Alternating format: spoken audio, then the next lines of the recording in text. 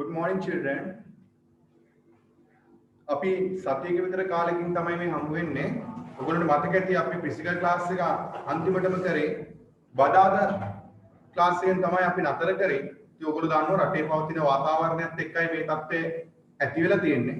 නමුත් මට හිතෙනවා වැඩිම බලපෑමක් දැනට එල්ල වෙලා තියෙන්නේ අපේ 11 වසරේ ළමයි. ඔයගොල්ලෝ මේ O level ගන්න ළමයි ටික.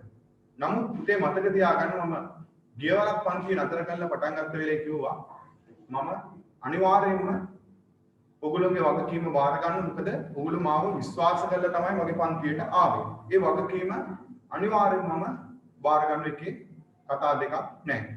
පුතේ අපි අපේ ක්ලාසස් වල අපි නතර කරලා තිබුණේ මූල්‍ය ප්‍රකාශන වලින් තමයි අපි නතර කරලා තිබුණේ. මූල්‍ය ප්‍රකාශන වල තමයි අපි නතර කරේ. විශේෂයෙන්ම අපි O level ප්‍රශ්න පත්‍ර මූල්‍ය ප්‍රකාශන වලට අදාළ කොටස් විශාල ප්‍රමාණයක් අපි සාකච්ඡා කරලායි තියෙන්නේ.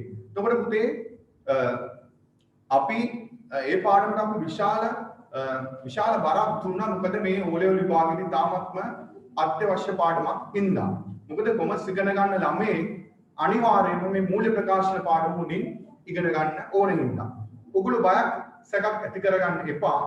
මම මේ විශේෂයෙන්ම මේ ඔන්ලයින් ක්ලාස් එකේදී ඕගොල්ලොන්ට විශාල වශයෙන් ඔගොල්ලොන්ට පුළුවන් තරමට විශාල වශයෙන් කරුණු ඔගොල්ලොන්ට ලබා දෙන්න කටයුතු කරනවා. උදේ අද දවසේදී මම මේ 10 වසරේ කොමර්ස් කොටස ගත්තේ ප්‍රධාන වශයෙන්ම මතක තියාගන්න එකක් තමයි පොඩ්ඩක් පාඩම් ටික 10 වසරේ මතක් කරගන්න.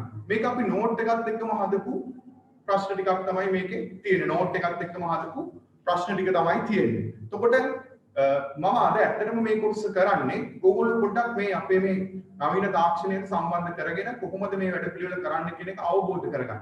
නමුත් අපි ලබන සතියේ මම පටන් ගන්නවා accounts පාඩමක් කරන්න පටන් ගන්නවා. විශේෂයෙන්ම මම මාසේ දවස් 3ක් කරන්නේ accounts පාඩම කරන්නේ. විශේෂයෙන්ම අලුත්ම පාඩමක් කරන්නේ ඒ පාඩම ලබන ඉරිද මම මේ accounts පාඩම පටන් ගන්නවා. ඊළඟට ඔයගොල්ලන්ට තව එකක් කියන්න ඕන මට මූල්‍ය ප්‍රකාශන පාඩමෙන් අපි නතර කරලා තියෙන ෆිසිකල් ක්ලාස් එකේ. පුතේ මම ඒක දැනට මේ පන්තියේදී කරන්න ගන්නේ නැහැ.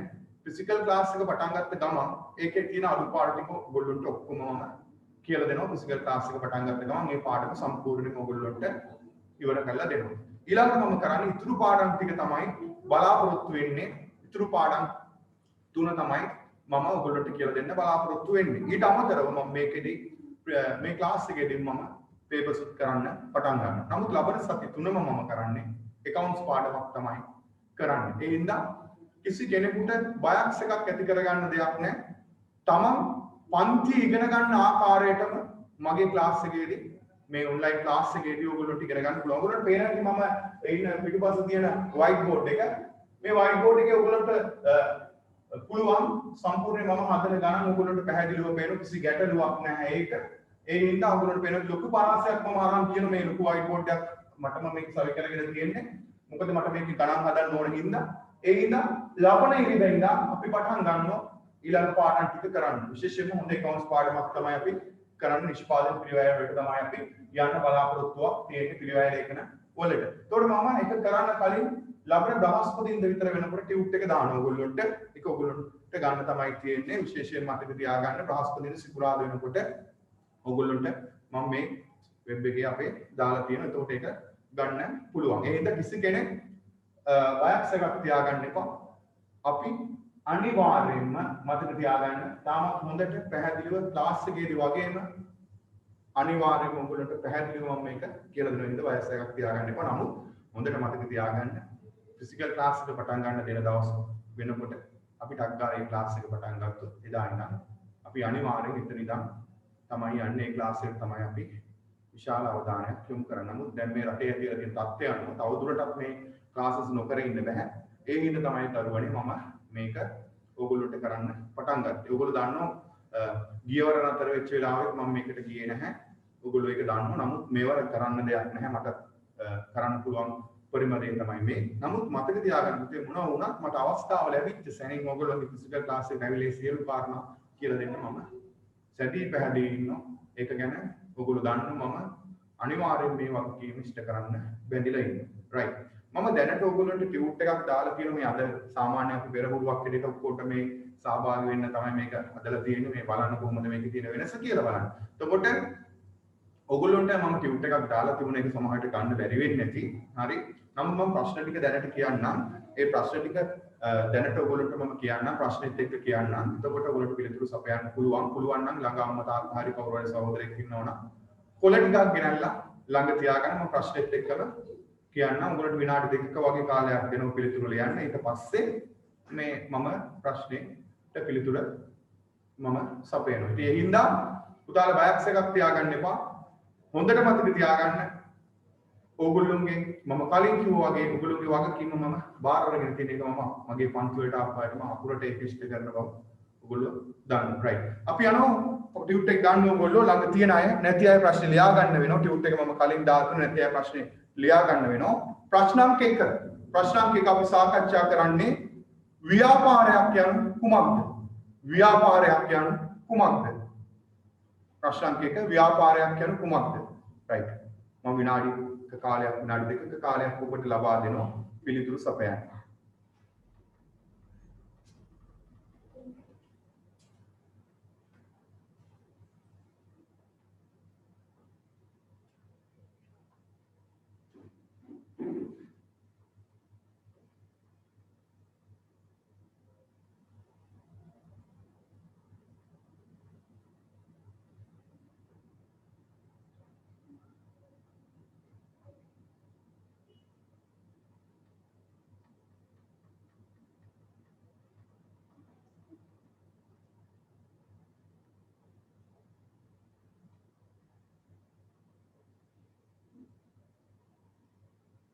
මෙන්න මේකයි පිළිතුර. ප්‍රශ්න අංක 1 ව්‍යාපාරයක් කියන කුමක්ද කියන එකේ මිනිස් අවශ්‍යතා සපුරාලීමට අවශ්‍ය විවිධ වූ භාණ්ඩ හා සේවා නිෂ්පාදනය කිරීම හෝ සැපයීම ආශ්‍රිත ආර්ථික කටයුත්තකේ නැවතත් පිළිතුර මිනිස් අවශ්‍යතා සපුරාලීමට අවශ්‍ය විවිධ වූ භාණ්ඩ හා සේවා නිෂ්පාදනය කිරීම හෝ සැපයීම ආශ්‍රිත ආර්ථික කටයුත්තකේ. ප්‍රශ්න අංක 2 පොදුවේ දැකිය හැකි ව්‍යාපාර අරමුණු දෙකක් සඳහන් කරන්න.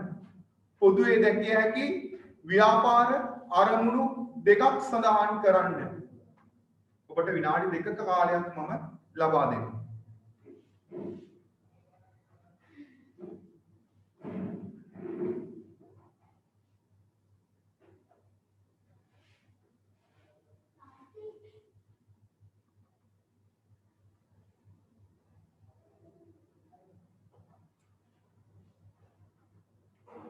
ඒකේ පිළිතුරු තමයි පොදුවේ දැක්කිය හැකි ව්‍යාපාර අරමුණු දෙකක් සඳහන් කරන මෙන්න පිළිතුර ලාභ ඉපයීම පාරිභෝගික තෘප්තිය ඉහළ නැංවීම.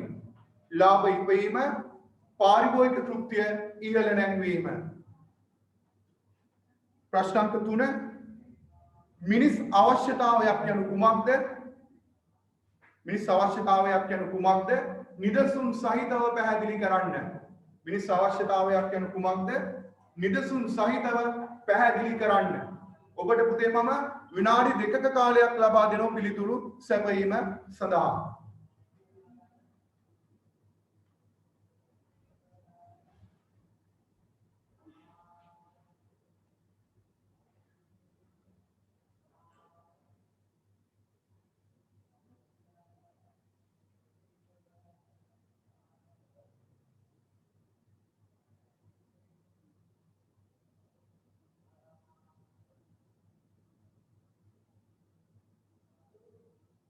මොකද පුතේ මිනිස් අවශ්‍යතාවයක් කියලා කියන්නේ?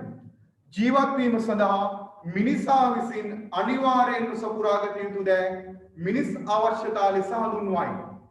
ජීවත් වීම සඳහා මිනිසා විසින් අනිවාර්යෙන්ම සපුරාගත යුතු දෑ මිනිස් අවශ්‍යතා ලෙස හඳුන්වයි. මොනවායි පුතේ මූලික අවශ්‍යතා?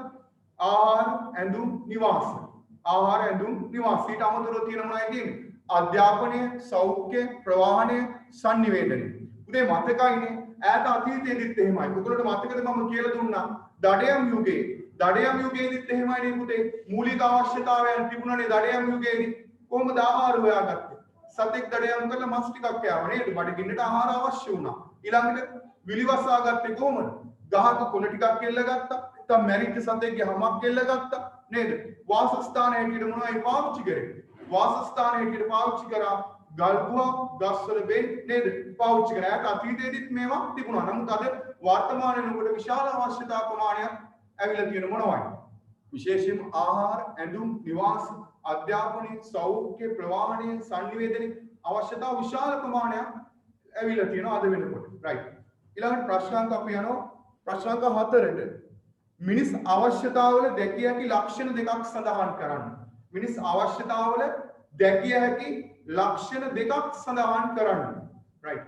මම විනාඩි 2ක කාලයක් ඔබට ලබා දෙනවා. පුතේ මම මේවා වැඩි විස්තර කරන්න යන්නේ නැහැ. මොකද විස්තර කරන්න යන්නේ නැත්තේ ඕගොල්ලන්ට මම මේවා ඔයගොල්ලෝගේ නෝට් එකේ දීලා තියෙනවා අක්ෂි පොතේ තියෙනවා මම මේ සාරාංශගත කරුණු ටිකක් නෝට් එකෙන් සාරාංශගත කරුණු ටිකක් නැත්නම් පුනරීක්ෂණයක් හැටියට තමයි මේක මතක් කිරීමක් ඔයගොල්ලන්ට කරන්නේ තේරුණාද ඒ හින්දා වැඩි මම මේක කරුණු විස්තර කරන්න යන්නේ නැහැ මම මේවා කරපු පාඩම් හින්දා රයිට් ඔබට විනාඩි 2ක කාලයක් ලබා දෙනවා පිළිතුරු සැපයීම සඳහා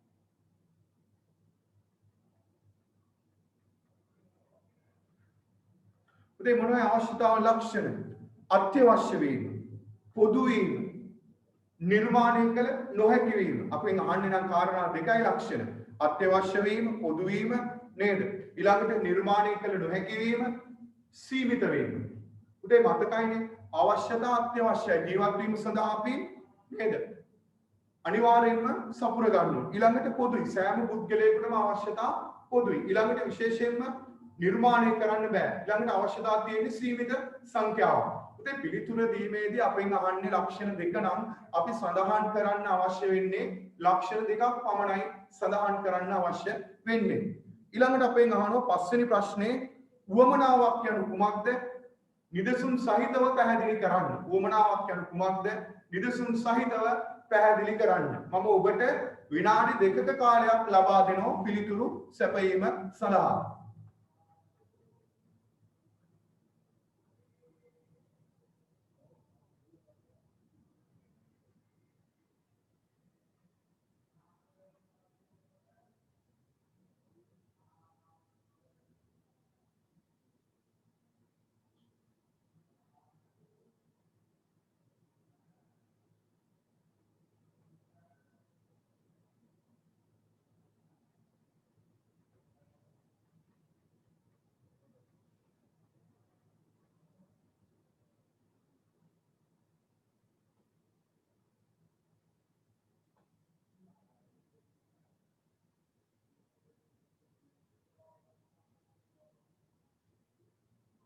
උදේ බලන්න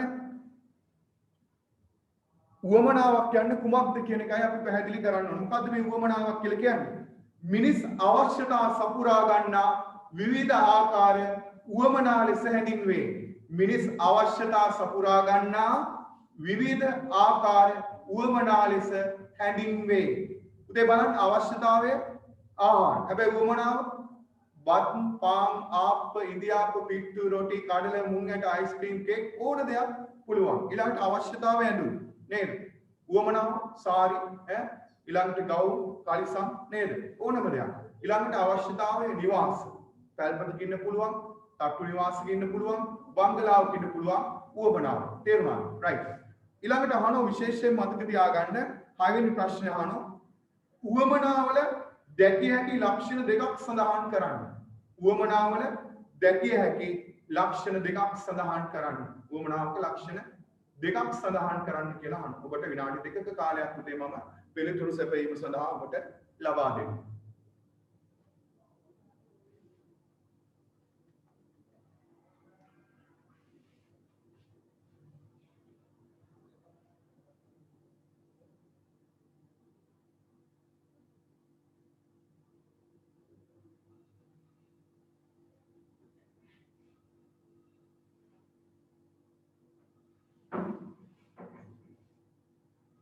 පුතේ මොනවයි වුමනාව ලක්ෂණ? අත්‍යවශ්‍ය නොවීම, විවිධ වීම, නිර්මාණය කළ හැකි වීම, සංකීර්ණ වීම, අසීමිත වීම. මොනවයි පුතේ ලක්ෂණ? අත්‍යවශ්‍ය නොවීම, විවිධ වීම, නිර්මාණය කළ හැකි වීම, සංකීර්ණ වීම, අසීමිත වීම. ඕකෙන් අපි ලියන්න තියෙන ලක්ෂණ කීයද ලියන්න ඕනේ? ලක්ෂණ දෙකයි අපි සඳහන් කරන්න ඕනේ. අපි ඊළඟට බලමු විශේෂයෙන්ම ඊළඟ ප්‍රශ්නෙට අපි අවධානය යොමු කරමු. 7 වෙනි ප්‍රශ්නේ නිෂ්පාදනය කරනු ලබන නිෂ්පාදිත ස්වභාවය අනුව ව්‍යාපාර වර්ග කර දැක්විය හැකි ප්‍රධාන කොටස් දෙක සඳහන් කරන්න. 7 වෙනි ප්‍රශ්නේ නිෂ්පාදනය කරනු ලබන නිෂ්පාදිතවල ස්වභාවය අනුව ව්‍යාපාර වර්ග කර දැක්විය හැකි ප්‍රධාන කොටස් දෙක නම් කරන්න. රයිට්. ඔබට මම විනාඩි 2ක කාලයක් ලබා දෙනවා.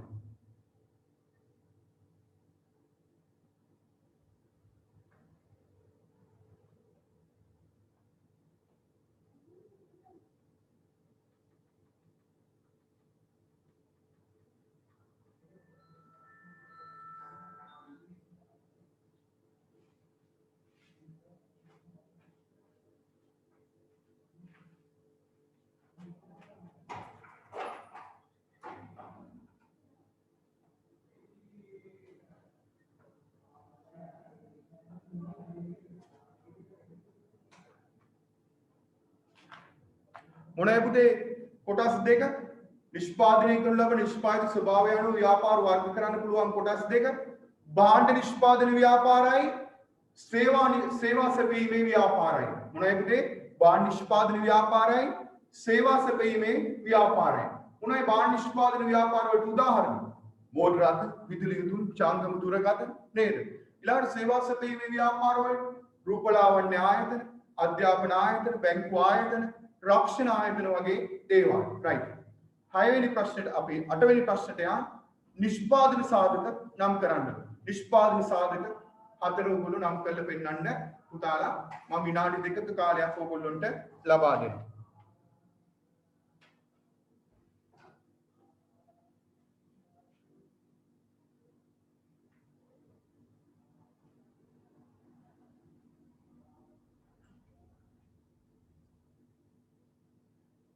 මොනවද නිෂ්පාදන සාධක 4?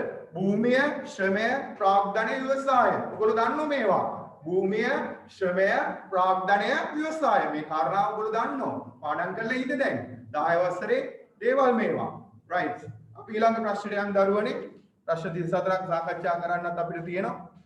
ප්‍රශ්න අංක 9 ඇල්මැති පාර්ශ්වය යන්න පැහැදිලි කරන්න. ඇල්මැති පාර්ශ්වය යන්න පැහැදිලි කරන්න. ඔබට මම විනාඩි 2ක කාලයක් ලබා දෙනවා පිළිතුරු සැපයීම සඳහා.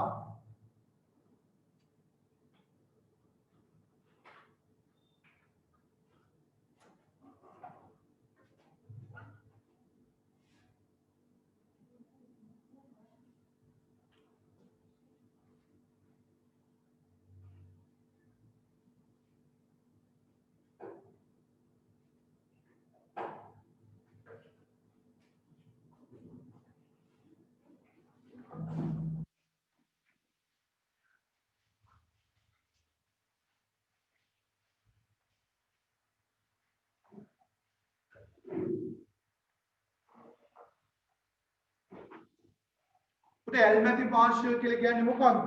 ඇල්මැති පාර්ශ්වයක් කියලා කියන්නේ මොකක්ද? මතක තියාගන්න පුතේ ව්‍යාපාර කටයුතු පිළිබඳ උනන්දුවක් දක්වන විවිධ පාර්ශ්ව ඇල්මැති පාර්ශ්ව ලෙස හැඳින්වේ.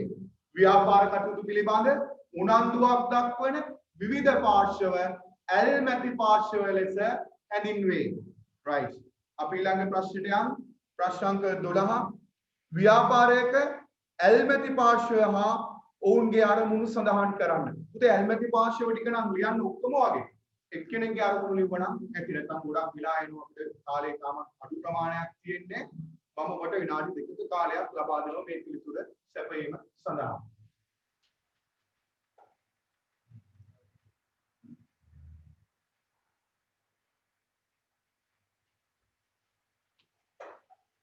ඔබට පිළිතුරු සැපයීම සඳහා මම විනාඩි 2ක කාලයක් පමණක් පුතේ ලබා දෙනවා. අපිට මේ ප්‍රශ්න 34ක් විතර අරන් තියෙන පළවෙනි පාඩම් තුනේ ඉතාම කෙටියෙන් කරන්න ඕන මොකද වෙලාව මදි වෙන හින්දා.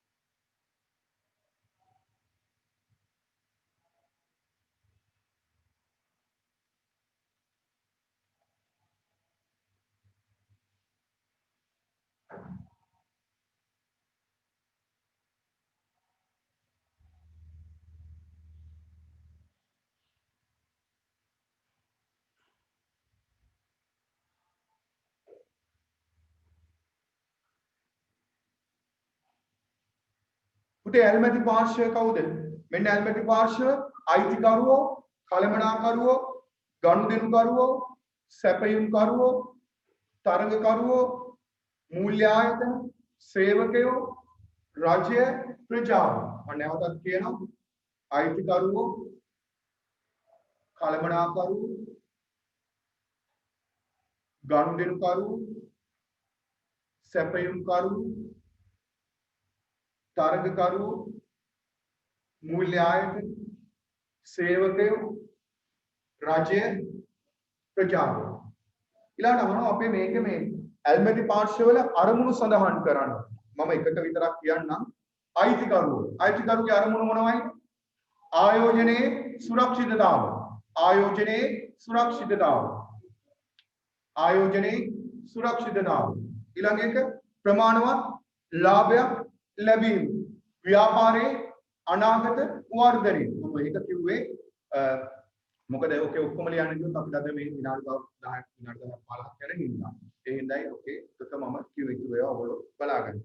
ඊළඟට ප්‍රශ්න අංක 11 ව්‍යාපාර පරිසරයේ බෙදිය හැකි ප්‍රධාන කොටස් දෙක නම් කරන්න. ව්‍යාපාර පරිසරයේ බෙදිය හැකි ප්‍රධාන කොටස් දෙක නම් කරන්න. ව්‍යාපාර පරිසරයේ බෙදිය හැකි ප්‍රධාන කොටස් දෙක නම් කරන්න. රයිට් ඔබට විනාඩි 2ක කාලයක් දරුවනේ මම ලබා දෙනවා.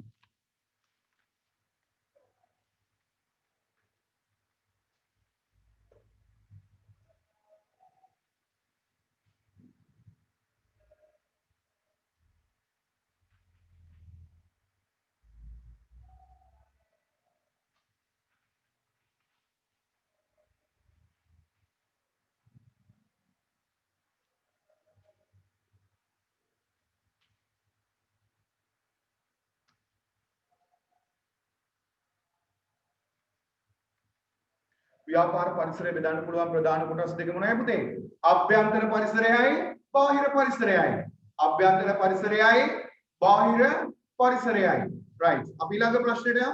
ප්‍රශ්නාංක 12. ව්‍යාපාරයක අභ්‍යන්තර පරිසර සාධක නම් කරන්න. ව්‍යාපාරයක අභ්‍යන්තර පරිසර සාධක නම් කරන්න. ධර්මනේ මම ඔබට විනාඩි 2ක කාර්යයක් ලබා දෙන්නම්.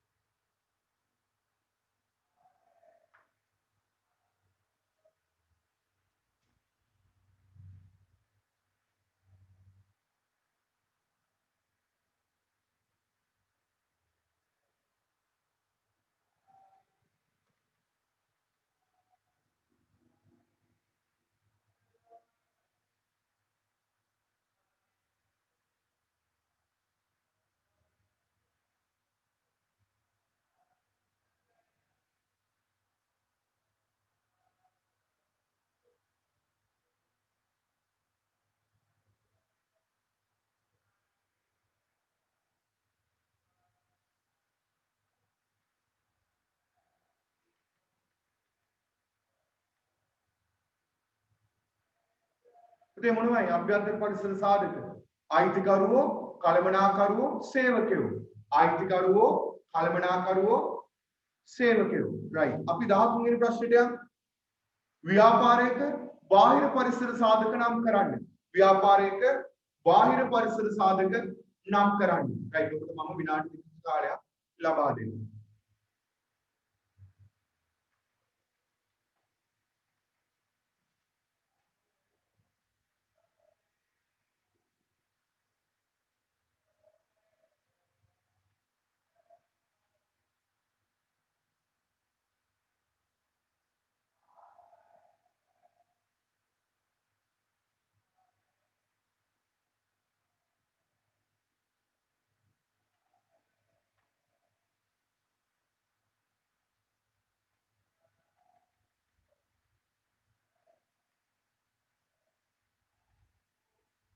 පුතේ මොනවයි මේ බාහිර පරිසර සාධක?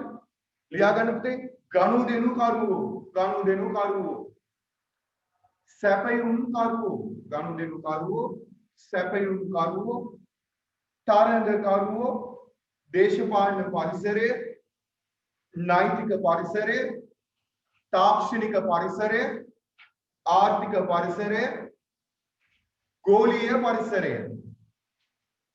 आपको मेरे बारे बाहर परिसर साधक गणुदेनु कारुवो सैपयुम कारुवो तारक कारुवो देशपालन परिसरය नैतिक परिसरය ताक्षणिक परिसरය आर्थिक परिसरය गोलीय परिसरය right අපි ඊළඟ ප්‍රශ්නයට යමු බලන්න right අපි ඊළඟ ප්‍රශ්නයට යමු ප්‍රශ්නාංක 14ට යමු ප්‍රශ්නාංක 14 දේශීය ව්‍යාපාර සඳහා ගෝලීය පරිසරයෙන් සිදුවන හිතකර බලපෑම් දෙකක් ලියන්න.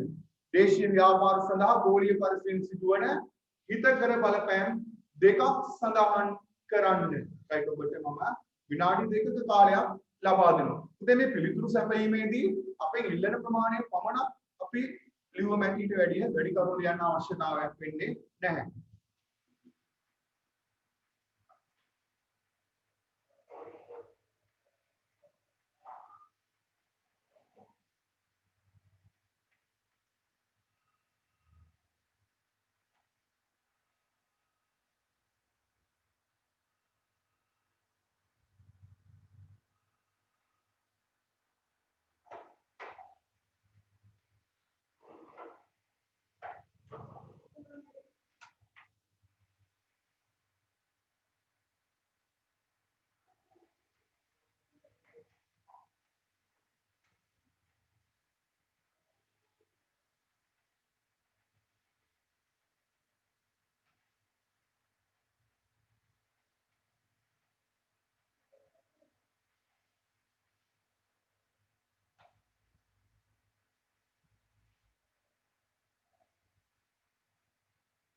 පුතේ බලන්න දේශීය ව්‍යාපාර සඳහා ගෝලීය පරිසරයෙන් සිදුවන හිතකර බලපෑම් නවීන තාක්ෂණය ලබාගත හැකි වීම ලියාගන්න නවීන තාක්ෂණය ලබාගත හැකි වීම නවීන තාක්ෂණය ලබාගත හැකි වීම ගුණාත්මක විදේශීය අමුද්‍රව්‍ය ලබාගත හැකි වීම ගුණාත්මක විදේශීය අමුද්‍රව්‍ය ලබාගත හැකි වීම कार्यक्षम यम सूत्र लबागत है कि कार्यक्षम यम सूत्र लबागत है कि विदेशीय प्रावधाने रट तुलट गलाये विदेशीय प्रावधाने रट तुलट गलाये देशीय बांडा सेवा सदा विदेशीय वेलंदपोल विवृत वीम देशीय बांडा सेवा सदा विदेशीय वेलंदपोल विवृत वीम right අපි ඊළඟ ප්‍රශ්නෙට යමු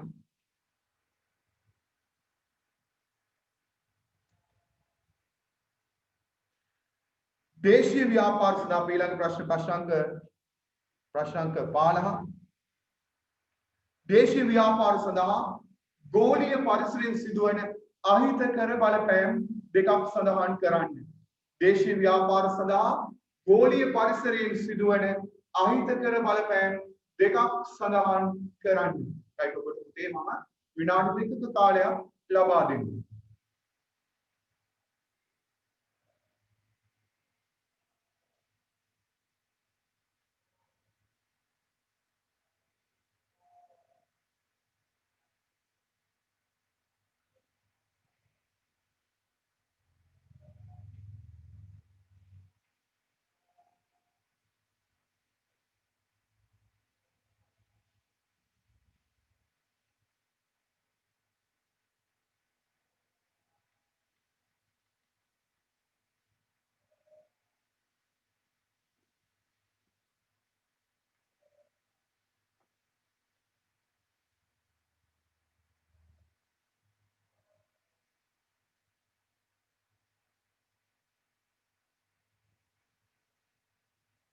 පුතේ බලන්න දේශීය ව්‍යාපාර සඳහා ගෝලීය පරිසරයෙන් සිදුවන අහිතකර බලපෑම් මොනවා අහිතකර බලපෑම් දැඩි තරඟකාරීත්වයට මුහුණ දීමට සිදුවීම දැඩි තරඟකාරීත්වයට මුහුණ දීමට සිදුවීම දැඩි තරඟකාරීත්වයට මුහුණ දීමට සිදුවීම දේශීය පුහුණු ශ්‍රමය විදේශීය රටවලට ඇදී යාම දේශීය පුහුණු ශ්‍රමය විදේශීය රටවලට ඇදී යාම දේශීය පුහුණු ශ්‍රමය විදේශීය රටවලට ඇදී යාම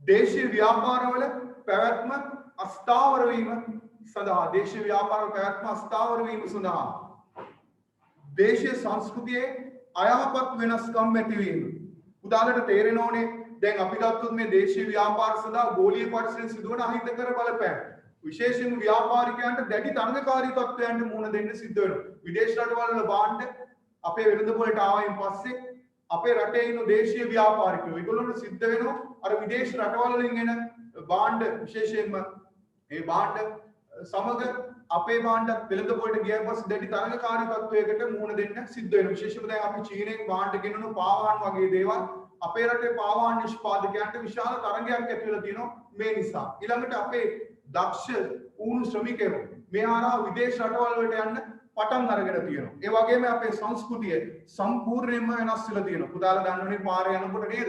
දැන් කාන්තාව කොච්චර වෙනස් වෙලාද කියලා නේද? කොණ්ඩේ ස්ට්‍රේට් කරලා, පාට කරලා කොහොම යන ලීලාව අඳුර ගන්නත් බෑ සමහර වෙලාවට. මේ මොකෝ මේ අපේ රටේ දීච්ච දේවල්ද නෑ. පිට රටවල් වලින් ආපු දේවල්. වෙනස් වෙලා නේ? රයිට්. අපි අපේ ඊළඟ ප්‍රශ්නෙට රයිට්. 16 වෙනි ප්‍රශ්නෙට යන්න අපි.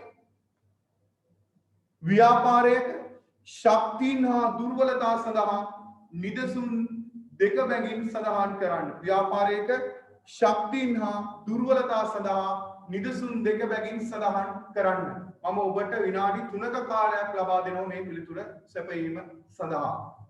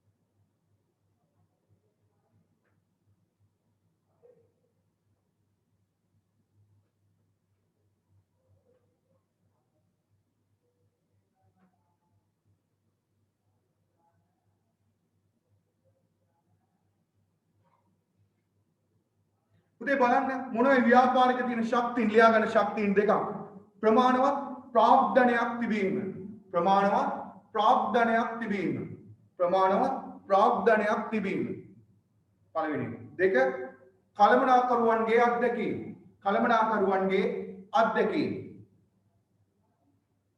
දෙකක් ලියුම මම තව අනිත් කරුණු ටිකක් කියන්නම් සේවකයන්ගේ විශේෂිත දැනුම හා කැපවීම සුවිශේෂී නිෂ්පාදන ක්‍රම පිළිගත් සන්නම් නාමයක් තිබීම ඔන්න ශක්තිය මොනවයි දුර්වලතා දෙකක් ලියා ගන්න මම ඔක්කොම කිව්වා අයිතිකරුගේ මූල්‍ය ශක්තිය ප්‍රමාණවත් නොවීම අයිතිකරුගේ මූල්‍ය ශක්තිය ප්‍රමාණවත් නොවීම අයිතිකරුගේ මූල්‍ය ශක්තිය ප්‍රමාණවත් නොවීම ඊළඟට පුහුණු සේවකයන්ගේ හිගය තාක්ෂණ දැනුම යාවත් කාලීන නොවීම සේවකයන්ගේ අයහපත් ආකල්ප right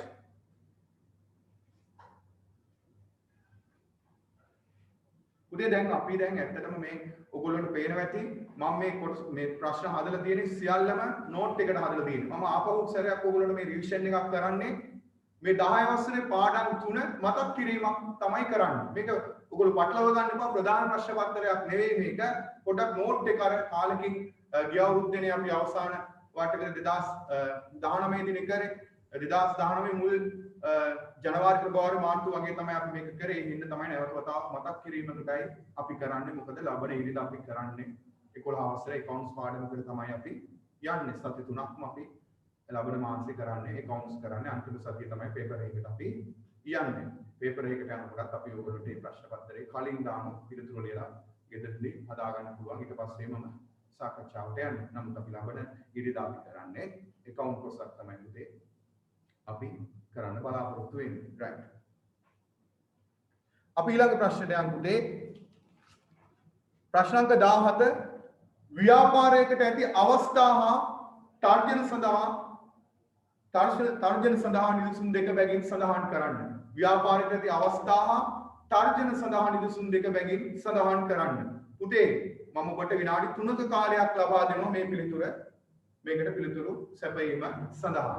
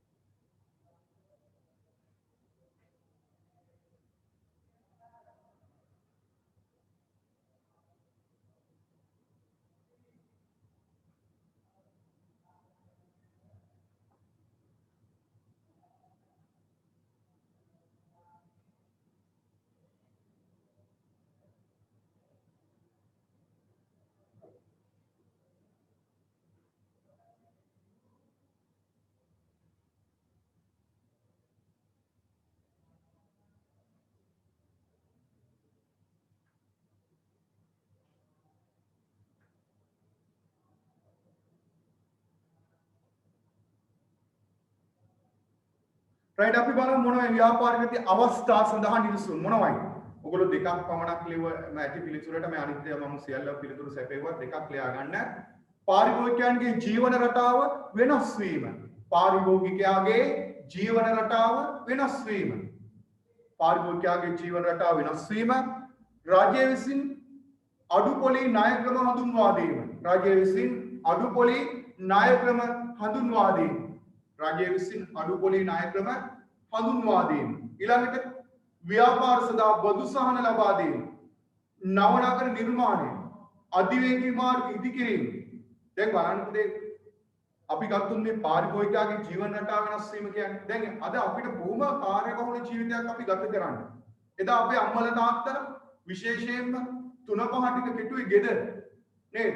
ගෙදර තමයි මේ කරගත්තම වෙලා මේ සියල්ල සිද්ධ කරේ. නමුත් අද බලන්න ව්‍යාපාරිකයෝ මොකද්ද කරන්නේ? 3-5 නිෂ්පාදනය කරන ව්‍යාපාරිකයෝ ඉන්නේ නේද? ඉතින් අපේ ගෙවල් වල හුරු වෙලා තියෙන මොකද්ද? මේ 3-5 නිෂ්පාදනය කරන ව්‍යාපාරිකයන්ගේ නිෂ්පාදිත මිලදී ගන්න. සුපිරි වෙන සැල් වල, සිල්වර් වෙන සැල් වල, තොග වෙන සැල් වල හැම තැනකම මේවා විකුණන්න තියෙනවා නේද? ඔයගොල්ලෝ දන්න විශාල අපි ගත්තොත් මේ රූපවාහිනී මාධ්‍ය හරහා විශාල ප්‍රචාරණයක් ලබා දෙන මේ සඳහා. ඉතින් බලන්න ව්‍යාපාරිකයන්ට හොඳ අවස්ථාවක් තමයි මේ පාරිභෝගිකයාගේ මේ රටාව ජීවන රටාව වෙනස් වීම. තේරුණාද? ඒක මතක තියාගන්න. right. ඊළඟට බලන්න මොනවද මේ ව්‍යාපාරිකයන්ට ඇතුළේ තියෙන තර්ජන? ජාත්‍යන්තර වෙළඳ සම්බාධක පැනවීම. ජාත්‍යන්තර වෙළඳ සම්බාධක පැනවීම. ජාත්‍යන්තර වෙළඳ සම්බාධක පැනවීම. ඊළඟට තරගකරුවන් බිහිවීම. තරගකරුවන් බිහිවීම. ස්වාභාවික ආපදා. ස්වාභාවික ආපදා. නව තාක්ෂණ ක්‍රම සඳහා අනුගත වීම දුෂ්කර වීම. තේරුණාද? ඔකෙන් දෙකයි ලියන්න ඕනේ. ජාත්‍යන්තර වෙළඳ සම්බාධක පැනවීම, තරගකරුවන් බිහිවීම. තේරුණාද? දෙකයි අපි සඳහන් කරන්න ඕනේ. right. ප්‍රශ්න අංක 18 හිමිකාරීත්වයේ මත ව්‍යාපාර සංවිධාන වර්ග කළ හැකි ප්‍රධාන කොටස් දෙක සඳහන් කරන්න. හිමිකාරීත්වයේ මත ව්‍යාපාර සංවිධාන වර්ග කළ හැකි ප්‍රධාන කොටස් දෙක සඳහන් කරන්න. ඔබට මම විනාඩි 2ක කාලයක් ලබා දෙනවා පිළිතුරු සැපයීම සඳහා.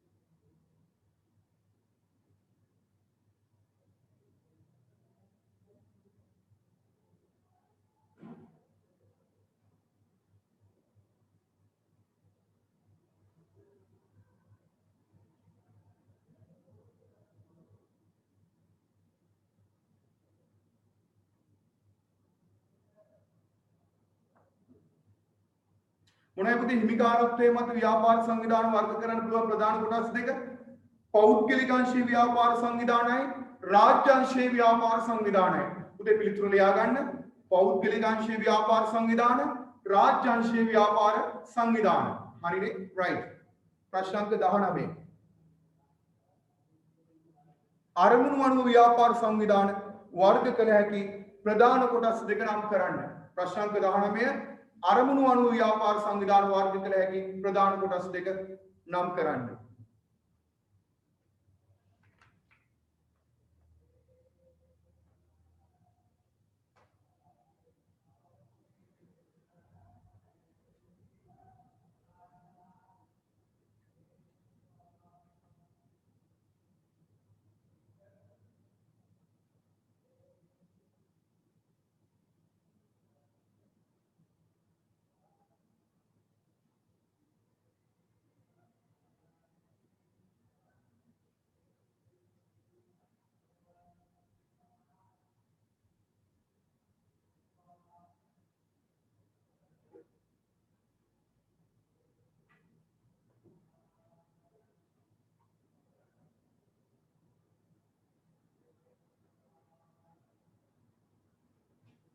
පුතේ බලන්න අපි අරමුණු අනුව ව්‍යාපාර සංවිධාන වර්ග කරගත්තොත් ප්‍රධාන කොටස් දෙකයි ලාභ අරමුණු කරගත් ව්‍යාපාර සංවිධානයයි ලාභ අරමුණු කර නොගත් ව්‍යාපාර සංවිධානයයි දැන් අපි මේ ගැලීම් සටහන ගත්තොත් අපි ව්‍යාපාර සංවිධාන කොටස් දෙකයි ලාභ අරමුණු කරගත් ව්‍යාපාර සහ ලාභ අරමුණු කර නොගත් ලාභ අරමුණු කරගත් පෞද්ගලික අංශය සහ පොදු පෞද්ගලික අංශය මොනවයි ඒක පුද්ගල ව්‍යාපාර හවුල් ව්‍යාපාර සංස්ථාපක සමාගම් පොදු මොනවයි රාජ්‍ය සමාගම් ලාභ අරමුණු කර නොගත් අපි කොටස් දෙකයි මොනවයි පෞද්ගලික අංශයයි පොදුයි පෞද්ගලික අංශය ගත්තොත් සම්පකාර සමිති සංවිධානයි පොදු රාජ්‍ය සංස්ථායි දෙපාර්තමේන්තුයි රයිට් අපි ඊළඟට යමු 20 වෙනි ප්‍රශ්නෙට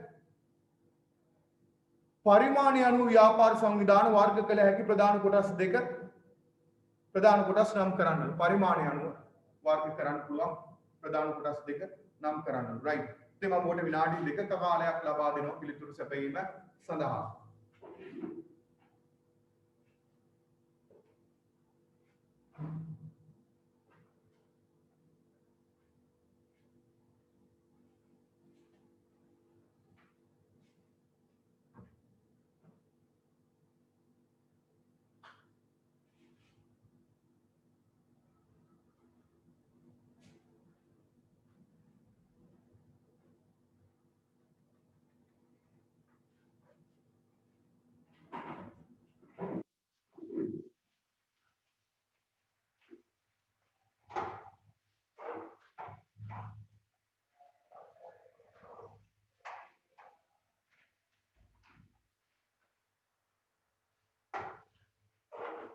ඉතින් පරිමාණය අනුව ව්‍යාපාර සංවිධාන කොටස් දෙකකට අපිට වර්ග කරන්න පුළුවන් පරිමාණය අනුව සුළු හා මධ්‍ය පරිමාණ ව්‍යාපාරයි සුළු හා මධ්‍ය පරිමාණ ව්‍යාපාරයි මහා පරිමාණ ව්‍යාපාරයි right උදේ මම ඔයගොල්ලන්ට විනාඩි 5ක ඉන්ටර්වල් එකක් දෙන්න මොකද අර ක්ලාස් එකේදීත් ඔයගොල්ලෝ මගෙන් සමහර අය අතුරු බොන්න නිතරම යනවා මේක අර එක දිගට කරගෙන යනකොට ඔයගොල්ලන්ට පොඩි පොඩි ගැටයක් එන්න පුළුවන් ඒ හින්දා විනාඩි 5ක ඉන්ටර්වල් එකක් තියෙනවා ඔයගොල්ලෝ right එතකන් පොඩ්ඩක් පාඩම කරන්න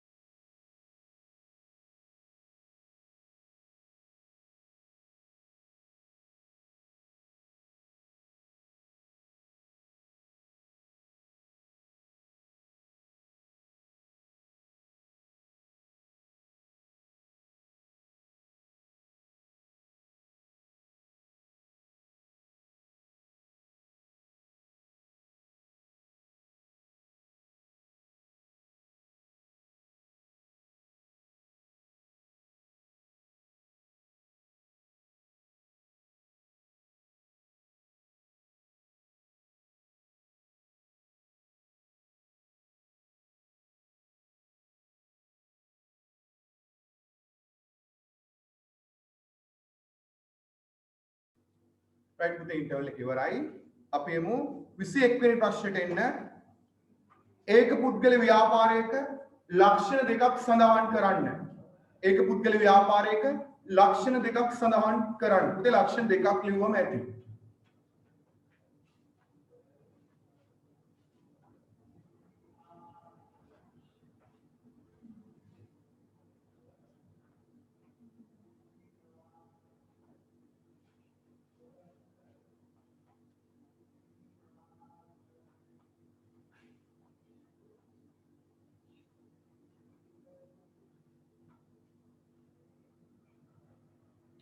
රයිට් පුතේ අපි ඉස්සෙල්ලා බලමු මොකද්ද මේ ඒක පුද්ගල ව්‍යාපාරයක් කියලා කියන්නේ. ඔකට ගොඩක් නම් තියෙනෝනේ. කේවල සාමී ව්‍යාපාර කියනවා, තනි පුද්ගල ව්‍යාපාර කියනවා නේද? හිමිකාරීත්වය එක් පුද්ගලයෙකු සතු ව්‍යාපාර තනි පුද්ගල ව්‍යාපාරයකට අපි හඳුන්වනවා. හිමිකාරීත්වය එක් පුද්ගලයෙකු සතු ව්‍යාපාර අපි තනි පුද්ගල ව්‍යාපාර එහෙම නැත්නම් කේවල සාමී ඒක පුද්ගල ව්‍යාපාරයකට අපි හඳුන්වනවා. මොනවද පුතේ මේකේ ලක්ෂණ? ප්‍රාග්ධනය අයිතිකරුවන තනි පුද්ගලයෙකු විසින් යෙදීම. ප්‍රාග්ධනය අයිතිකරුවන තනි පුද්ගලයෙකු විසින් යෙදීම. තියාගන්න ප්‍රාග්ධනය අයිතිකරුවන තනි පුද්ගලයෙකු විසින් යෙදීම. දෙක ලාභ හෝ අලාභ තනිව භුක්ති විඳීම. ලාභ හෝ අලාභ තනිව භුක්ති විඳීම. දෙකක් ලියවනම් ඇති මම අනිත් ටිකක් කියන්නම්. අයිතිකරුගේ වගකීම් අසීමිතයි. නීතිමය පුද්ගල භාවයක් නොමැති වීම, අඛණ්ඩ පැවැත්මක් නොමැති වීම නේද? තනි පුද්ගල ව්‍යාපාරනේ. රයිට් ඕකේ දෙකක් පිළිතුරු සැපෙන්නේ පුතේ. පිළිතුරු දෙකක් පමණක් ලියුම ඇති ඊට වැඩි ලියන්න යනකොට තේරුමක් නැහැ. අපි ගත්තොත් පළවෙනි එක ප්‍රාග්ධනය අයිතිකරු තනි පුද්ගලයෙකු විසින් යෙදවීම, ලාභ හෝ අලාභ තනිව භුක්ති විඳීම. ඊළඟට අපි ගමු ඊළඟ ප්‍රශ්නෙට අපි යමු. ඒක පුද්ගල ව්‍යාපාරයේ ව්‍යාපාර සංවිධානයේ වාසි අවාසි දෙක බැගින් ලියන්න. ඒක පුද්ගල ව්‍යාපාරයක වාසි අවාසි දෙක බැගින් ලියන්න. වාසි දෙකක් ලියන්න, අවාසි දෙකක් ලියන්න. ඔබට මම විනාඩි 2ක පමණ කාලයක් ලබා දෙනවා.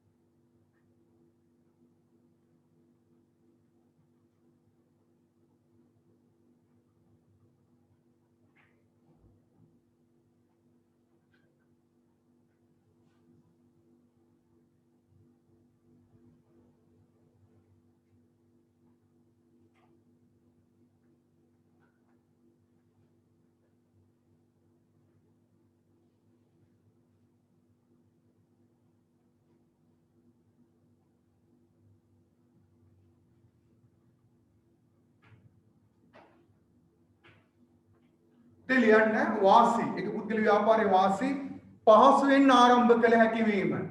පහසුවෙන් ආරම්භ කළ හැකි වීම. පහසුවෙන් ආරම්භ කළ හැකි වීම. සියලුම ලාභ අයිතිකරු සතු වීම. සියලුම ලාභ අයිතිකරු සතු වීම.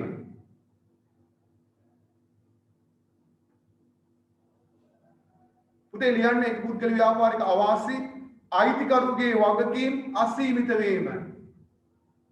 අයිතිකරුගේ වගකීම් අසීමිත වීම. අයිතිකරුගේ වගකීම් අසීමිත වීම. ප්‍රාග්ධනය රැස් කර ගැනීමේ දුෂ්කරතා ඇතිවීම. ප්‍රාග්ධනය රැස් කර ගැනීමේ දුෂ්කරතා පැවතීම. ප්‍රාග්ධනය රැස් කර ගැනීමේ දුෂ්කරතා පැවතීම. අඛණ්ඩ පැවැත්මක් නොමැති වීම. ව්‍යාපාරයට නෛතික පුද්ගල භාවයක් නොමැති වීම. ව්‍යාපාරයට නෛතික පුද්ගල භාවයක් නොමැති වීම. අපවාසි වගකීම් අසීමිතයි. අයිතිකරුගේ වගකීම් අසීමිතයි. ප්‍රාග්ධනය රැස් කර ගැනීමේ දුෂ්කරතා ඇතිවීම. රයිට් 23 වෙනි ප්‍රශ්නේ. 23 වෙනි ප්‍රශ්නයට අපි යමු. හවුල් ව්‍යාපාරයක් යනු කුමක්ද? හවුල් ව්‍යාපාරයක් යනු කුමක්ද? රයිට් පුතේ මම ඔබට විනාඩි 2ක කාලයක් ලබා දෙනවා.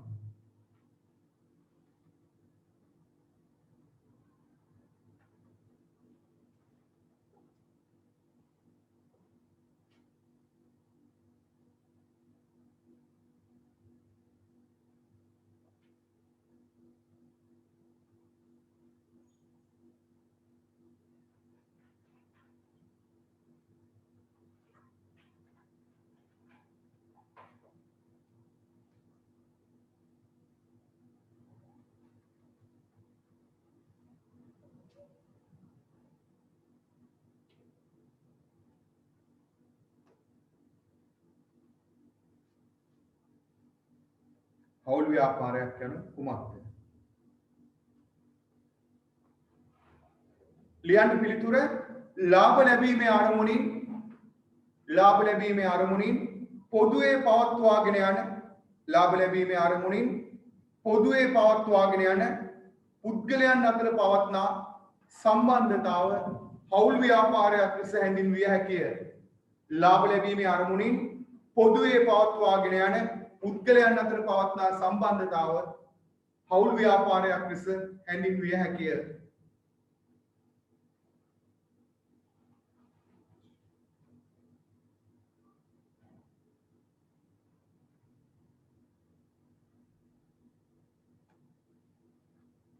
ප්‍රශ්නාංක 24 හවුල් ව්‍යාපාරයක ලක්ෂණ දෙකක් සඳහන් කරන්න. හවුල් ව්‍යාපාරයක ලක්ෂණ දෙකක් සඳහන් කරන්න. පුතේ මම ඔබට විනාඩි 2ක පමණ කාලයක් ලබා දෙනවා පිළිතුර සැපයීම සඳහා.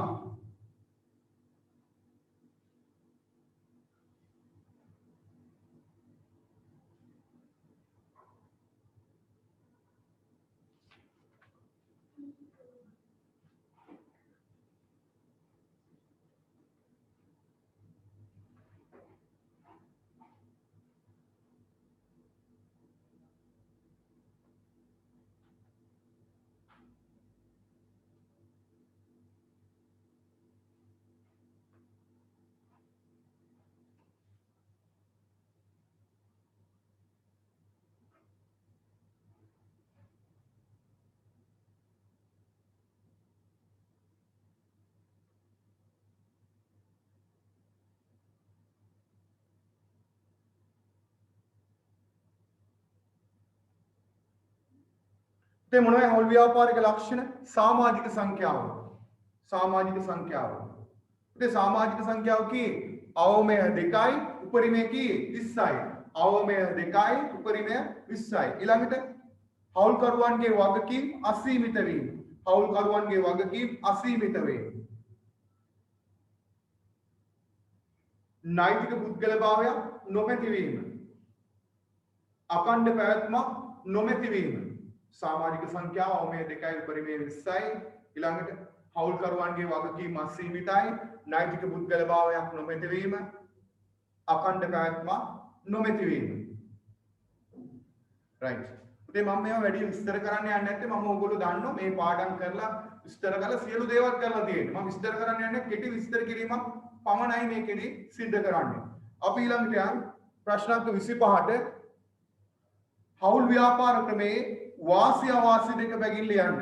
හවුල් ව්‍යාපාර ක්‍රමයේ වාසි අවාසි දෙක බැගින් ලියන්න. රයිට්.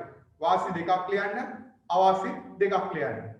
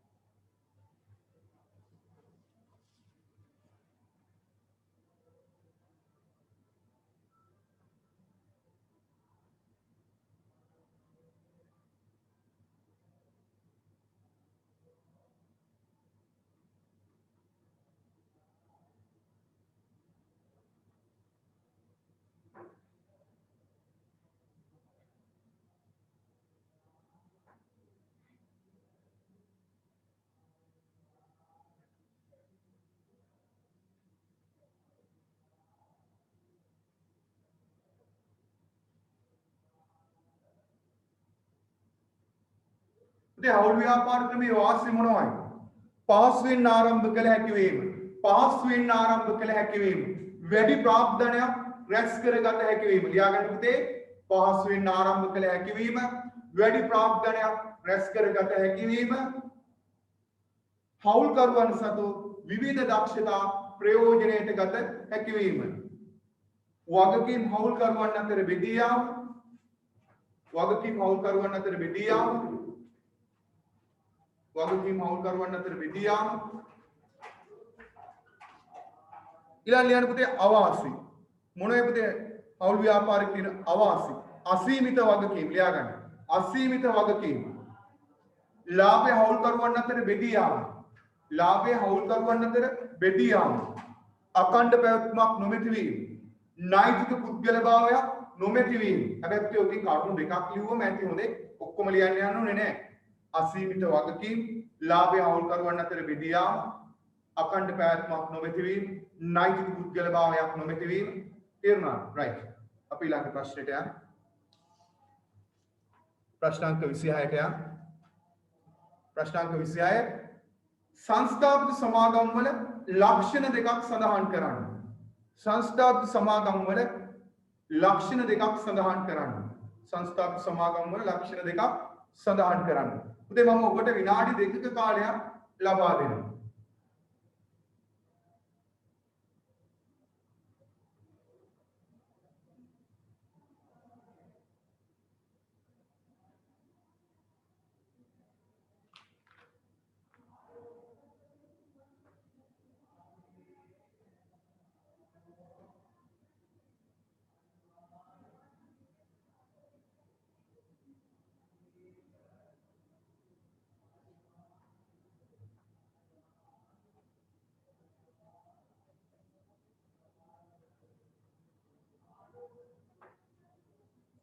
උදේ මොනවයි සංස්ථාපිත සමාගම් වල ලක්ෂණ? සමාගම් පනත යටතේ සංස්ථාපනය කිරීම. සමාගම් පනත යටතේ සංස්ථාපනය කිරීම. මොකද පුතේ මේ සමාගම් පනත 2007 අන්තහාර ධර්ම සමාගම් පනත. ඊළඟට අකණ්ඩ පැවැත්මක් තිබීම. අකණ්ඩ පැවැත්මක් තිබීම. අකණ්ඩ පැවැත්මක් තිබීම. කොටස් නිකුතුවෙන් ප්‍රාග්ධනය රැස් කරගත හැකි වීම. කොටස් නිකුතුවෙන් ප්‍රාග්ධනය රැස් කරගත හැකි වීම. පළවෙනි එක සමාගම් පනත යටතේ සංස්ථාපනය කිරීම. මොකද පනත 2007 අංගහත දරන සමාගම් පනත. ඊළඟට අකණ්ඩ පැවැත්මක් තියෙනවා. කොටස් නිකුතුවෙන් ප්‍රාග්ධනය රැස් කරගන්න පුළුවන්. රයිට්. අපි ඊළඟ එකට යමු. ප්‍රශ්නාංක 27 සංස්ථාපිත සමාගම් වල වාසි අවාසි දෙක බැගින් සඳහන් කරන්න. සංස්ථාපිත සමාගම් වල වාසි අවාසි දෙක බැගින් සඳහන් කරන්න. පුතේ මම ඔබට විනාඩි 3ක කාලයක් ලබා දෙනවා පිළිතුර සැපයීම සඳහා.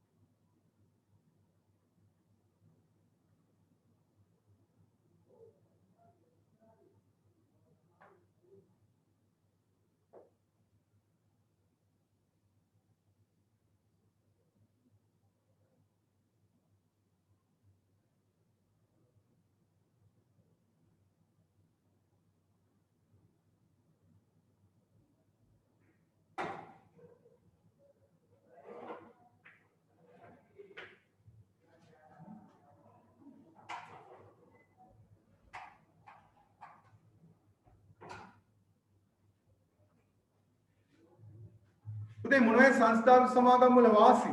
වැඩි ප්‍රාග්ධනයක් රැස් කරගත හැකි වීම. වැඩි ප්‍රාග්ධනයක් රැස් කරගන්න පුළුවන්. නෛතික පුද්ගලභාවයක් හිමි වෙනවා. වැඩි ප්‍රාග්ධනයක් රැස් කරගන්න පුළුවන්. නෛතික පුද්ගලභාවයක් හිමි වෙනවා. අකණ්ඩ පැවැත්මක් තියෙනවා. වගකීම් සීමා සහිතයි නේද? රයිට්. ඔක ඔක්කොම කරුණු ලියන්න එපා පුතේ. කාරණා දෙකක් පමණක් ලියවම ඇති. වැඩි ප්‍රාග්ධනයක් රැස් කරගන්න පුළුවන්. නෛතික පුද්ගලභාවයක් හිමි වීම. ඊළඟ මොනවයි පුතේ අවාසි? මොනවයි අවාසි? ඒ අවාසි තමයි මතක තියාගන්න නීතිමය විධිවිධාන අධික වීම. නීතිමය විධිවිධාන අධික වීම. ලාභය සහ අයිතිය බෙදී යාම. ලාභය සහ අයිතිය බෙදී යාම. මතක තියාගන්න පුතේ ලාභය සහ අයිතිය බෙදී යාම. රයිට්. අපි ඊළඟ ප්‍රශ්නෙට යමු. ප්‍රශ්නාංක 28 සෞම්පකාර සමිතිවල ලක්ෂණ දෙකක් සඳහන් කරන්න. සෞම්පකාර සමිතිවල ලක්ෂණ දෙකක් සඳහන් කරන්න.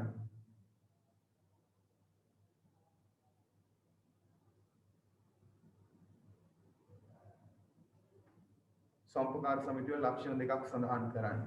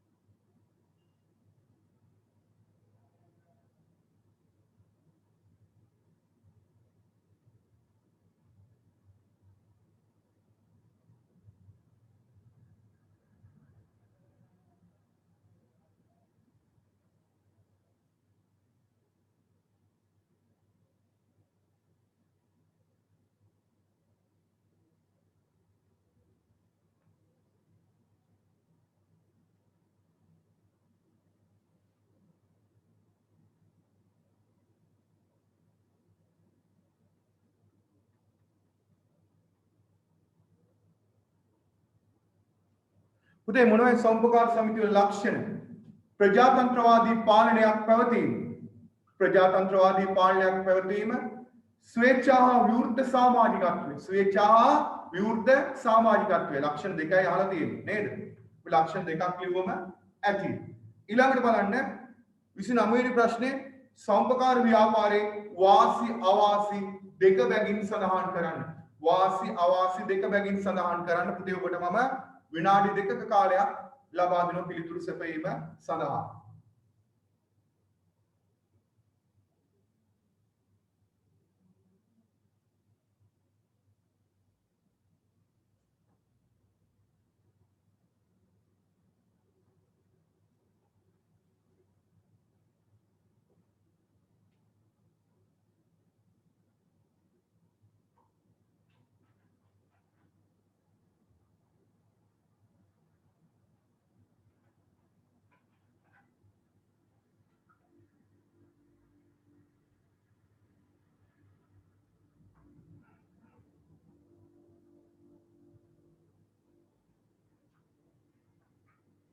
රයිට් පුතේ බලන්න සම්පකාර ව්‍යාපාරයේ වාසි දෙකක් ලියා ගන්න පුතේ. ප්‍රජාතන්ත්‍රවාදී පාලනයක් පැවතීම. ප්‍රජාතන්ත්‍රවාදී පාලනයක් පැවතීම. ප්‍රජාතන්ත්‍රවාදී පාලනයක් පැවතීම. ප්‍රජාතන්ත්‍රවාදී පාලනයක් පැවතීම. සමාජිකයන්ගේ සුබ සාධනය වෙනුවෙන් කටයුතු කිරීම. සමාජිකයන්ගේ සුබ සාධනය වෙනුවෙන් කටයුතු කිරීම. තව තියෙන මොනවද? ආර්ථික ප්‍රතිලාභ බෙදී යාම. තව ලියන්න පුළුවන් අපිට කාරණා දෙකයිනේ අහන්නේ. අවාසි. ප්‍රාග්ධනයේ සීමිත වීම. ප්‍රාග්ධනයේ සීමිත වීම. ප්‍රාග්ධනයේ සීමිත වීම. පළවෙනි. සම්පකාර ප්‍රතිපත්තිය මතම කටයුතු කළ යුතු වීම. සම්පකාර ප්‍රතිපත්තිය මතම කටයුතු කළ යුතු වීම. සම්පකාර ප්‍රතිපත්තිය මතම කටයුතු කළ යුතු වීම. right අපි ඊළඟ ප්‍රශ්නයට යමු. ප්‍රශ්නාංක 30 රාජ්‍ය සංස්ථාවල ලක්ෂණ දෙකක් සඳහන් කරන්න. රාජ්‍ය සංස්ථාවල ලක්ෂණ දෙකක් සඳහන් කරන්න. මම ඔබට විනාඩි 2ක කාලයක් ලබා දෙනවා පිළිතුරු සැපයීම සඳහා. මම කෙටියෙන් කියනවා මොනවද රාජ්‍ය සංස්ථා? රූපවාහිනී සංස්ථාව. නේද? ශ්‍රී ලංකා රූපවාහිනී සංස්ථාව. නේද? ඊළඟට රාජ්‍ය ඖෂධ නීතිගත සංස්ථාව. ඔක මතක් කරගෙන ඔය මං කියුවේ ආයතන වලට උදාහරණ ලක්ෂණ දෙකක් සඳහන් කරන්න.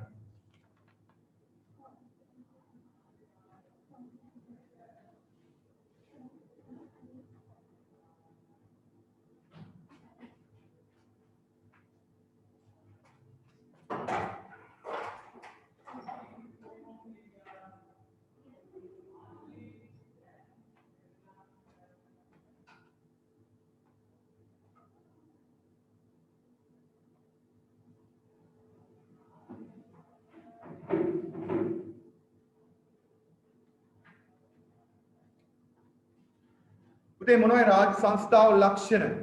අයිතිය හා පාලනය රජය සතු වීම. අයිතියයි පාලනයයි දෙකම තියෙන කාටේ? රජය සතු වීම. පළවෙනි උත්තරේ ලියා ගන්න.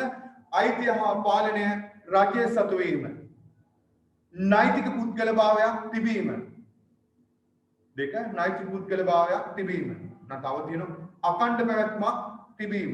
එහෙම නැත්නම් තව තියෙනවා විශේෂ පනතක් හෝ පවත්නා පොදු පනතක් යටතේ ආරම්භ කළ හැකි වීම.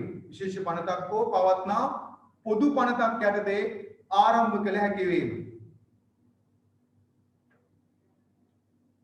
right ඊළඟට අපි බලමු ප්‍රශ්නාංක 31 රාජ්‍ය සංස්ථාවල වාසි අවාසි දෙක බැගින් ලියන්න. රාජ්‍ය සංස්ථාවල වාසි අවාසි දෙක බැගින් ලියන්න. ඔබට මම විනාඩි 2ක කාලයක් ලබා දෙනවා පිළිතුරු සැපයීම සඳහා.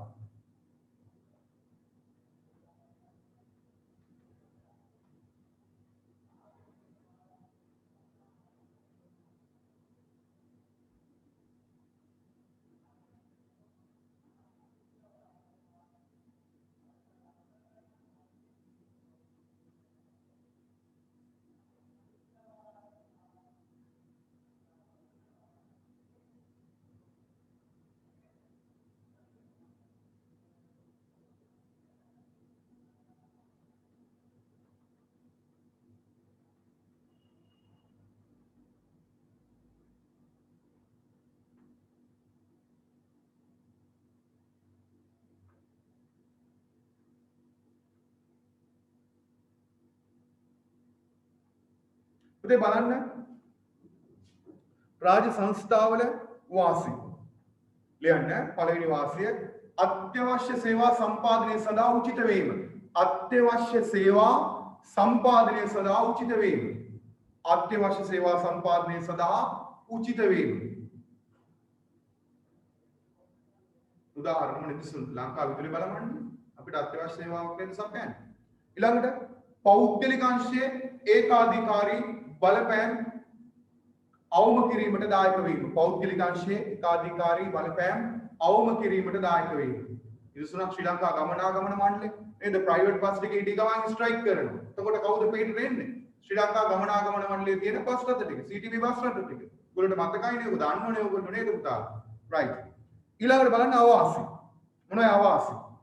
තීරණ ගැනීමේ ස්වාධීනත්වයක් නැති වීම. තීරණ ගැනීමේදී ස්වාධීනත්වයක් නැති වීම. ලියාගන්න තීරණ ගැනීමේදී ස්වාධීනත්වයක් නැති වීම. ඊළඟ එක රජයේ මූල්‍ය නීති රජයේ මූල්‍ය රෙගුලාසි වලට යටත් වීම. රජයේ මූල්‍ය රෙගුලාසි වලට යටත් වීම. අවාසි දෙකයි තීරණ ගැනීමේ ස්වාධීනත්වයක් නැති වීම රජයේ මූල්‍ය රෙගුලාසි වලට යටත් වීම. රජයේ මූල්‍ය රෙගුලාසි වලට යටත් වීම. රයිට්.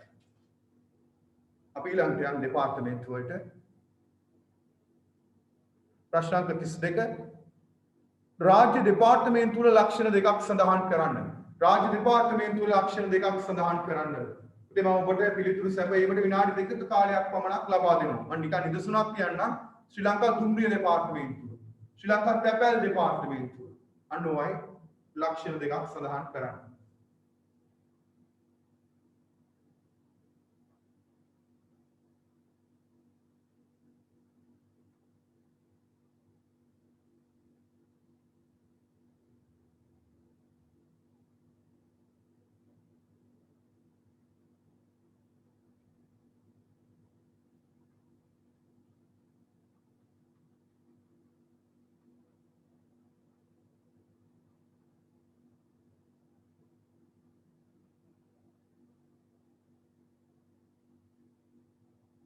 ලියන්න පුතේ රාජ්‍ය දෙපාර්තමේන්තුව ලක්ෂණ අයිතිය හා පාලනය රජය සතු වීම.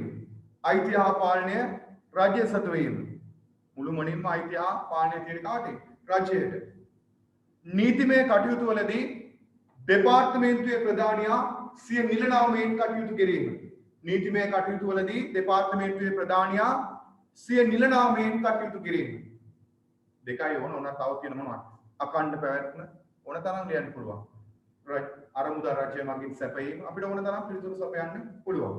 ඊළඟට ගන්න ප්‍රශ්න අංක 33 රාජ්‍ය දෙපාර්තමේන්තු වල වාසි අවාසි දෙක බැගින් සඳහන් කරන්න. රාජ්‍ය දෙපාර්තමේන්තු වල වාසි අවාසි දෙක බැගින් සඳහන් කරන්න. දෙක ලියවම ඇති පුතේ විනාඩි 3ක කාලයක් මම ඔබට ලබා දෙනවා.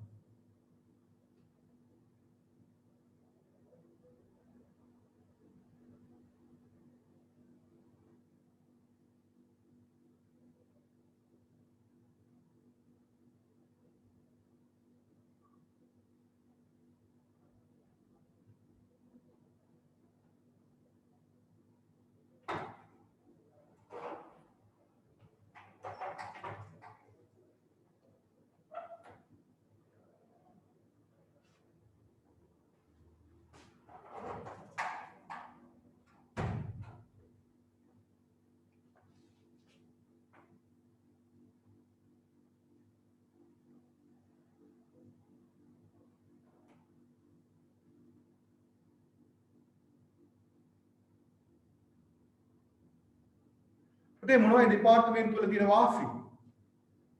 ජනතාවට අත්‍යවශ්‍ය වන සේවා සැපයීම බොහෝ විට දෙපාර්තමේන්තු වලින් සිදු වේ. කියන්නේ ජනතාවට අත්‍යවශ්‍ය වන සේවා සැපයීම බොහෝ විට දෙපාර්තමේන්තු වලින් සිදු වේ. ජනතාවට අත්‍යවශ්‍ය වන සේවා සැපයීම බොහෝ විට දෙපාර්තමේන්තු වලින් සිදු වේ. ජනතාවට අත්‍යවශ්‍ය වන සේවා සැපයීම බොහෝ විට දෙපාර්තමේන්තු වලින් සිදු වේ. දෙක විශාල ප්‍රාග්ධනයක් අවශ්‍ය දිගුකාලීන සංවර්ධනයන් සඳහා හේතු වන කටයුතු සඳහා දෙපාර්තමේන්තු මැදිහත් වේ. විශාල ප්‍රාග්ධනයක් අවශ්‍ය දිගුකාලීන සංවර්ධනයන් සඳහා හේතු වන කටයුතු සඳහා දෙපාර්තමේන්තු මැදිහත් වේ. විශාල ප්‍රාග්ධනයක් අවශ්‍ය දිගුකාලීන සංවර්ධනයන්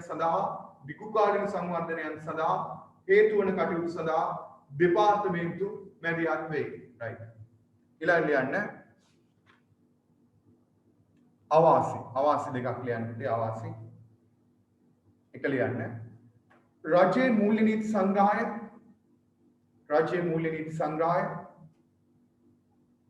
ආයතන සංග්‍රහය හා රජයේ මූල්‍ය නීති සංග්‍රහය ආයතන සංග්‍රහය හා විවිධ චක්‍ර ලේඛන වලට අනුව රජයේ මූල්‍ය නීති සංග්‍රහය ආයතන සංග්‍රහය විවිධ චක්‍ර ලේඛන වලට අනුව දෙපාර්තමේන්තුව කටයුතු කළ යුතු වීම හා තීරණ ගැනීමේ ස්වාධීනත්වයක් නැතිවීම. රජයේ මූල්‍ය නීති සංග්‍රහය ආයතන සංග්‍රහය විවිධ චක්‍ර ලේඛන වලට අනුව දෙපාර්තමේන්තු කටයුතු කිරීම නිසා විශේෂයෙන්ම රජයේ තියෙන මූල්‍ය නීති සංග්‍රහය ආයතන සංග්‍රහය චක්‍ර ලේඛන අනුව කටයුතු කරන්න ස්වාධීනව කටයුතු කරන්නත් බෑ. ඊළඟට සේවයේ නියුතු අතිරික්ත සේවක ප්‍රමාණය වැඩි නිසා ශ්‍රම පිරිවැයක් වැඩි වෙනවා.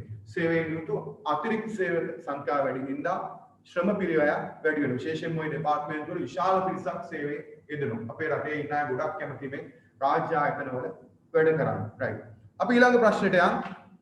ඊළඟ ප්‍රශ්නේ තියෙන 34 ව්‍යාපාර නාමයේ ලියාපදිංචි කිරීමෙන් ලබාගත හැකි ප්‍රයෝජන සඳහන් කරන්න. ප්‍රයෝජන දෙකක් ලියුවත් ඇති. ව්‍යාපාර නාමයේ ලියාපදිංචි කිරීමෙන් ලබාගත හැකි ප්‍රයෝජන දෙකක් සඳහන් කරන්න. ප්‍රයෝජන දෙකක් සඳහන් කරත් ඇති.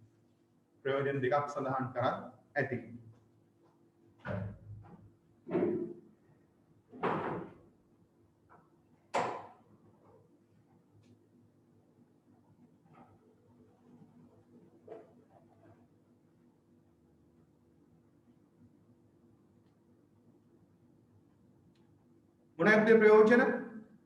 අනන්‍යතාවයක් ලැබීම නේද? ඊළඟට ව්‍යාපාරේ නාමයේ අයිතිය තහවුරු වීම. තමන්ගේම ව්‍යාපාරේ නාමයේ අයිතිය තහවුරු වීම. රජයෙන් ලබා දෙන දිරිගැන්වීම් ලබා ගැනීම සුදුසුකමක් වීම. ණය ලබා ගැනීමේදී පහසුකම් ලැබීම. කාරණා හතරක් තියෙන දෙකක් ලියුවත් ඇති. අනන්‍යතාවයක් ලැබීම, ව්‍යාපාර නාමයේ අයිතිය තහවුරු වීම, රජයෙන් ලබා දෙන දිරිගැන්වීම් ලබා ගැනීම සුදුසුකමක් වීම, ණය ලබා ගැනීමේදී පහසුවක් ලැබීම. අපි ඔතෙන්ටයි අද ප්‍රශ්න 34 කරේ. හරිද? මම ඇත්තටම පුතේ මේක තෝරගත්තේ ඉස්සෙල්ලම ඔයගොල්ලන්ට මේ අත්දැකීම ලබා දෙන්න. අනිත් විෂයන් අපි ගත්තොත් ගණිතය, විද්‍යාව, අපි ගත්තොත් සිංහල, ඉතිහාසය වගේ විෂයන් මේ ඔන්ලයින් තාක්ෂණය ඔස්සේ ඔයගොල්ලොත් එක්ක සම්බන්ධ කොමර්ස් විෂය සම්බන්ධයෙන් මම හිතන්නේ පළවෙනි අවස්ථාවේ ඉන්නේ මේක. ඒ හින්දා තමයි මම විශේෂයෙන්ම 10 වසර රාජ්‍යපති උපයෝගී කරගෙන ඔබට මේ පාඩම් ටික මතක් කිරීමක් කරේ.